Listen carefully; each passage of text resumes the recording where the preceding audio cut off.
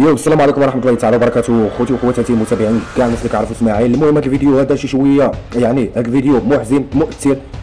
لطفله اغتصبت من طرف قاصر، من طرف شخص يعني 16 سنه. بغيت نقول لكم الام ديالها غادي تحماق، الام ديالها اللي الحكم ما قداش وكتقول لك ان خاصو المؤدب. فالنصيحه اللي غادي نقول للامهات، النصيحه اللي غادي نقول للاباء، فما تبقاوش تطلقوا ولادكم غير تولدوا وتطلقوا، ما تبقاوش تخليو ولادكم يترعوا. انا كنلقى بنات حومتي صغار كنلقاهم في شي بلايص يعني هما ما كيعرفوش الصغار. انت الا ما كنتيش بوه انت اللي حاكمه ومسيطر عليه، انت اللي يعني المسؤول عليه وكما كنقولوا والي الامر ديالو، فغادي يوقعوا هناك اغتصابات وهناك اختطافات. يعني شكون اللي كيخلي هذا الشيء يوقع من غير الرسومات والافلام والمسلسلات اللي كيتعرضوا في التلفزيون واللعاب والبورطابلات اللي كتشريو الابناء ديالكم وهما مازالين صغار. انا فاش كنت صغير كنعقل على با ما عمرو شري لي بورطاب، يعني مازال السيد صغير، مازال الافكار ديالو فتيه كما كنقولوا فتيه، اي حاجه جات غادي تلعب عليه.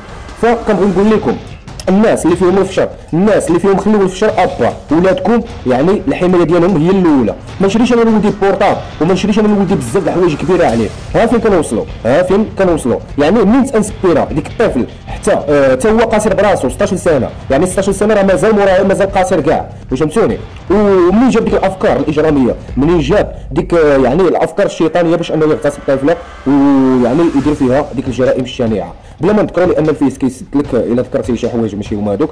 المهم ما علينا، البورطاب هو الاساسي انه خصو يزول الاطفال ديالكم وحكموا شي شويه الدراري ديالكم، ما تبقاوش تولدوا وتطلقوا. علاش؟ لان كيدوز مجرم ما تعرفوا واش كيدوز ارهابي ما تعرفوا واش كيدوز بزاف د الحوايج، ماشي مجرد طفل. واش فهمتوني اخوتي؟